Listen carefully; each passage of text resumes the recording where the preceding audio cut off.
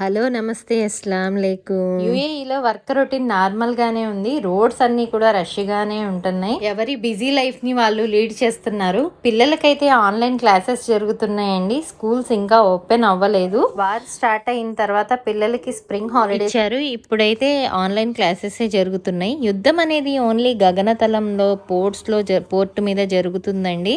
Buildings మీద టీవీల్లో చూపించినట్టుగా మంటలు వచ్చి కాలిపోవడాలు, బిల్డింగ్స్ పడిపోవడాలు అలాంటిది ఏం లేదు. దేవుడి దయ వల్ల కోవిడ్ ని చూసాం, ఇప్పుడు యుద్ధాన్ని కూడా చూడాల్సి వస్తుంది. ఇక్కడికి వచ్చి వీసా మీద స్ట్రక్ అయిన వాళ్ళకి మార్చ్ 31 వరకు వెళ్ళిపోవాలని చెప్పి రూల్ వచ్చింది. ఆల్మోస్ట్ అందరూ విజిట్ మీద వచ్చిన వాళ్ళందరూ వెళ్ళిపోయారండి. ఎక్స్పాక్ట్స్ ఎవరైతే ఉన్నారో వాళ్ళందరూ కూడా లైఫ్ని లీడ్ చేస్తున్నారు నార్మల్గానే.